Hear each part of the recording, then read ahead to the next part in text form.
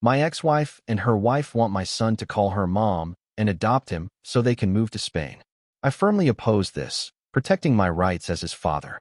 Hi all, this is a throwaway because my friends are not completely aware of this current situation.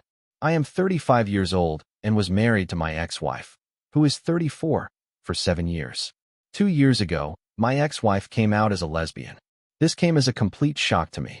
She and her partner were co-workers who had an affair, starting since she joined the company a year before our divorce.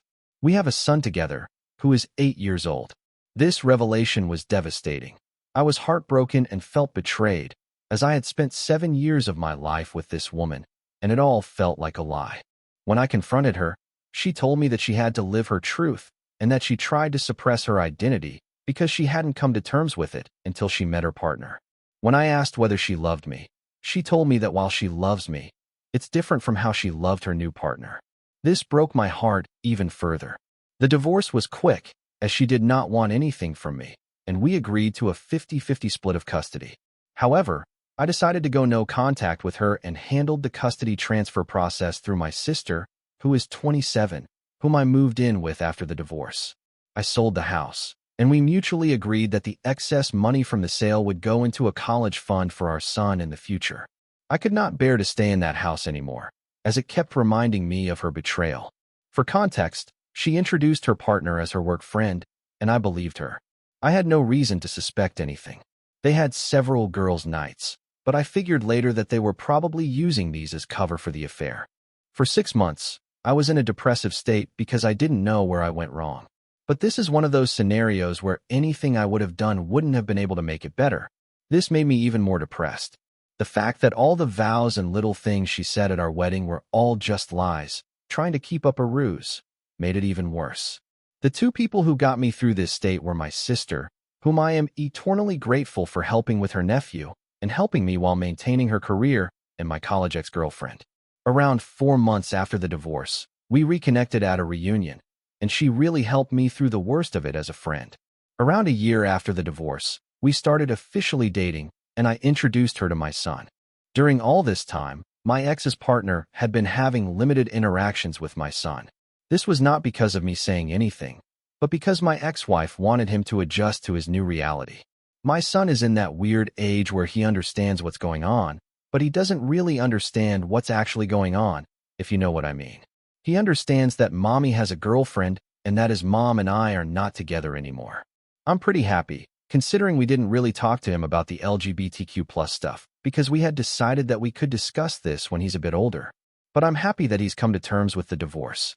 Around 8 months ago, my ex said that she was officially moving in with her partner and that she was engaged. At this point, I still maintained no contact except for brief conversations that concerned our son. She invited me to the wedding, but I declined. They were planning to have a destination wedding in Spain, where her girlfriend's family lives. She wanted to take our son to the wedding, and he would have to miss school for a week since she wanted him to meet her girlfriend's family as well. I told her that missing school for a week did not make sense, and that she should plan her wedding when he has vacations, since she didn't have a fixed date yet. She argued that most likely they wouldn't have a date that aligned with his vacations, and that they were getting married as soon as possible. I relented and agreed since I didn't want to interact with her anymore, and it was well within her rights to have her son at her wedding. The problem started when my son came back after the wedding. He was supposed to stay with me since we have a flexible custody arrangement, alternating weeks. She wanted to take my son on her honeymoon so that he could have a chance to bond with his new stepmother. I told her that she had already had 2 weeks with him, since she had custody for a week before the wedding, and that I wanted to spend some father-son time with him. I told her that it is well within my rights, and that she should go spend some time with her new wife. She argued that since our son's interactions with her partner were limited because of her busy schedule, this was a great opportunity for them to bond. I told her that she had 2 weeks for him to get to know her partner. She said that they were busy with the wedding and did not have time. I told her that I had taken vacation days for us to go to a motorcycle expo and build a Lego set, 2 things that my son absolutely loves. She kept arguing, and I finally told her that the custody arrangement was placed for a reason, and that's the one thing I will not negotiate on. She got angry at me and left. My son and I had a great experience. I even got him one of those motorcycles made for kids since he liked them so much. Over the next few weeks, We returned to our routine of alternating weeks. One day, I found that my ex had posted a photo shoot of them and my son under a caption of lesbiamies. I thought that it was just a post, and it probably meant nothing, but it was showing them as a family, and something about that did not sit right with me. When I got my son for the week, I asked him if his mom was saying anything to him. He was hesitant a bit, but told me that his mother had been trying to convince him to call her partner his mom. This was a shock to me, as I never expected my ex to do this. Then again, I've been wrong about these things before. I asked him if that's something he wanted, and he told me that he is much more comfortable calling her by her first name and that he feels weird calling two people mom. I told him it's okay and that he shouldn't feel pressured to do anything. I called my ex and asked her to meet up because this was serious and I wanted to discuss it. I confronted her about this, and she told me that since she and her partner were married, it's only natural for our son to have two moms now. I told her that it's not okay for her to try and convince him into calling her partner his mom because she is not his mother. She doesn't have an active parenting role in his life, and any major parenting decisions require the two of us. She tried making an argument that since my girlfriend and I were becoming serious now, eventually I might want him to start calling her mom. I told her even if we become serious, I won't try and convince our son to start calling her mom because he already has two parents and he doesn't need more. Then she dropped the bombshell on me. She told me that she and her partner were hoping that eventually, down the line, they could file for adoption. I'll still be able to visit and see my son, but she wanted her and her wife to have legal guardianship because they wanted to build a new family with him.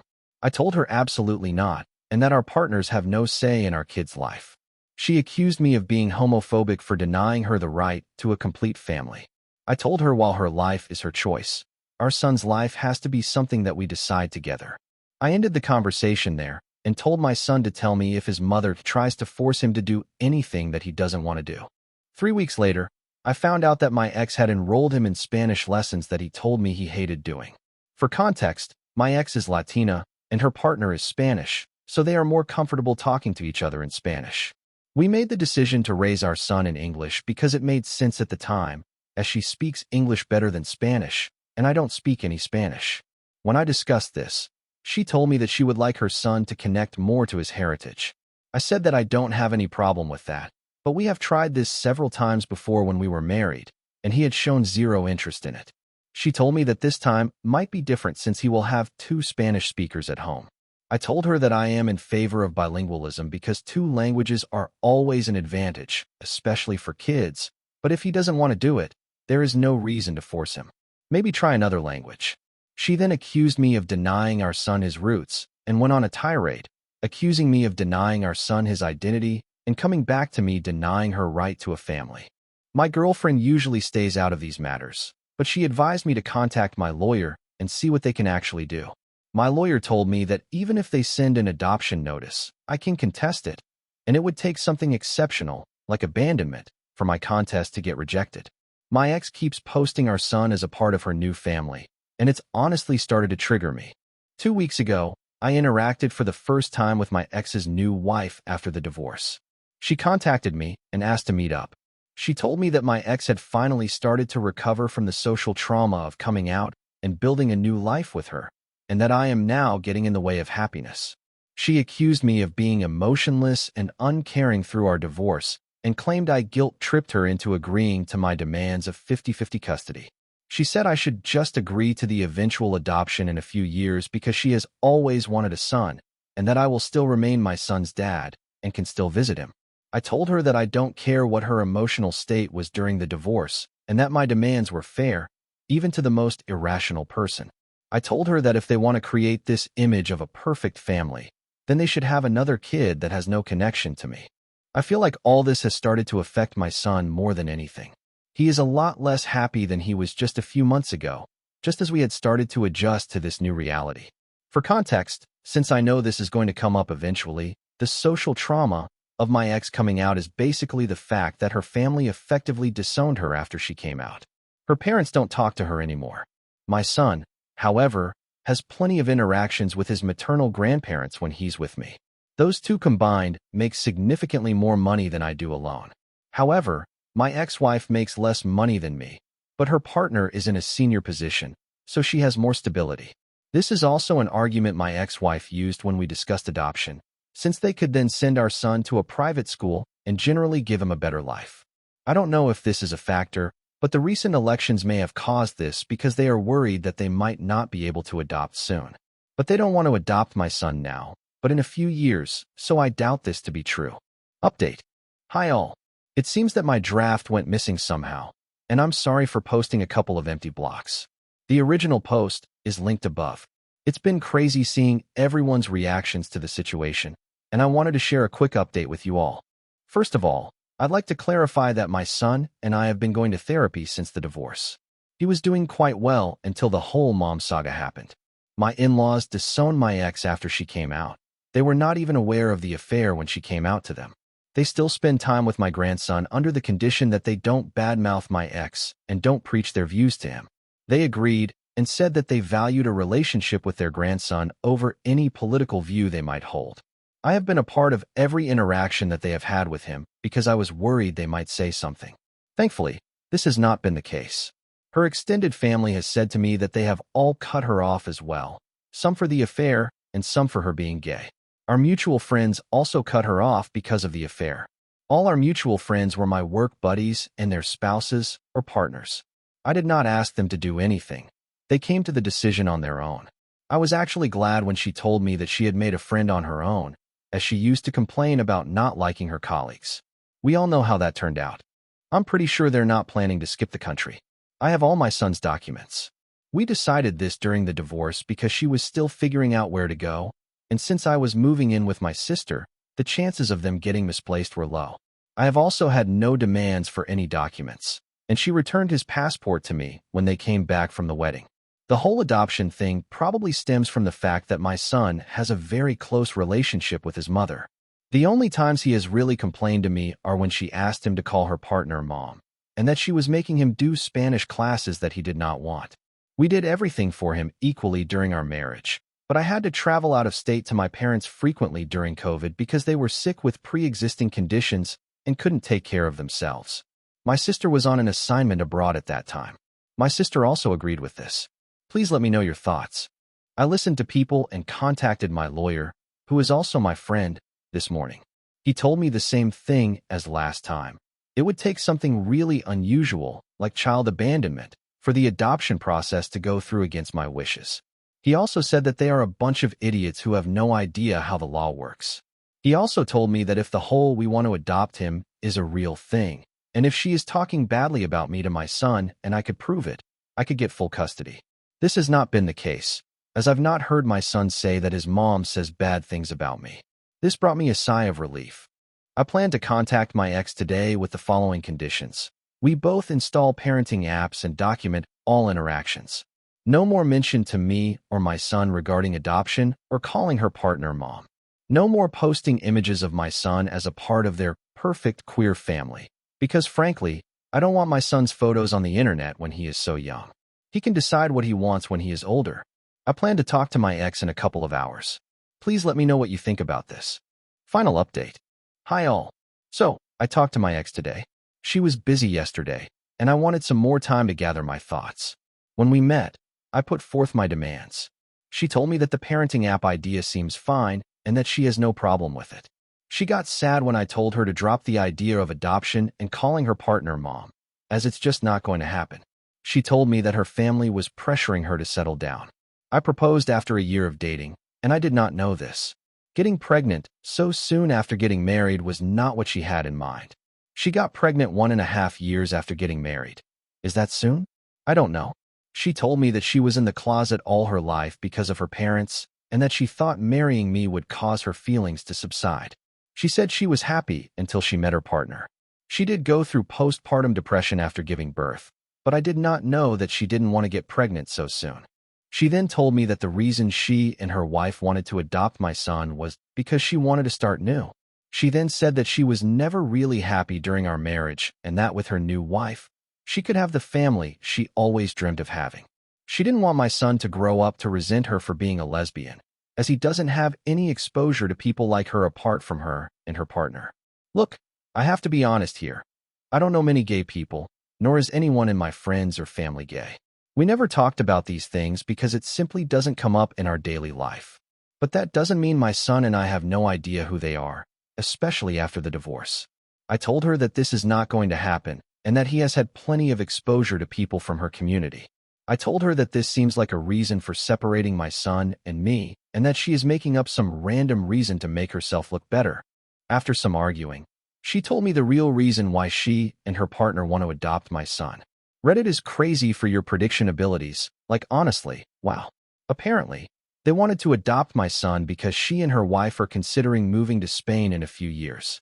I told her that she can't do that and that the legal framework supports me and my rights in both countries. She told me she knew this, and that's why they wanted to get me to sign for adoption. I told her that she was crazy and that she in no way is able to do this, as she still needs my permission to take him out of the country, just as she did when they got married in Spain. I also read a comment yesterday on the update and researched a bit on the laws regarding this, so I know this is not happening. She told me again that they have done their research and that this was to see if I would agree. In case I agreed, they would consider moving, and in case I didn't, they wouldn't, because she doesn't want to be separated from my son. I again emphasized that this is not going to happen, and that if she tries anything or says anything to my son, I will sue for full custody. She got sad again and told me that they wanted to check with me first. I told her, in what world would you expect me to give you and your wife full custody? First, you divorce me, leave me for a woman, and then expect me to sign over my child and act like nothing happened? I told her from this point on, we will document everything, every interaction we have, and that if I even get a whiff of her trying to pull something, I will sue for full custody. She got a bit scared at the idea of losing custody. I guess she didn't really consider me doing that, and she agreed. I then told her not to paint this picture of a perfect queer family that they are trying to create, because that is not going to happen. Our son has a mom and a dad that he spends half his time with each, not two moms. He is not your affair partner's son. He is your son and mine. If you want a child with her, you can do so on your own. I then told her that the courts are more likely to side with me than her in this case, because of the things she has been trying to do and the fact that I work from home and spend more actual time with him than she and her wife do. I have been trying for him to have a stable relationship with both parents since the divorce because I don't want him to resent either of us. But if she tries to remove me from his life, I will sue for full custody and deal with any resentment he has for either of us later. I didn't want to argue anymore, and I left the room. I secretly recorded the conversation because I wanted to have proof in case anything happens in the future. Honestly, Reddit, I have been very angry at my ex since the divorce. I have not shown it around her or my son because I don't want her to use this against me in any way, and I have been going to therapy, but I am still internally angry. The comments she made today about our marriage really hurt me even more. I spent 7 years with this woman, and her betrayal still makes me angry to this day. When I got home, I contacted my lawyer friend, and he again reiterated that they would have to kidnap him for her plan to work. I asked him if there was anything else we could do, and he said that the current agreement is very thorough. We have made sure of that. Whether I want full custody or not is up to me, but I have to be sure that I want to put myself or my son through the whole process.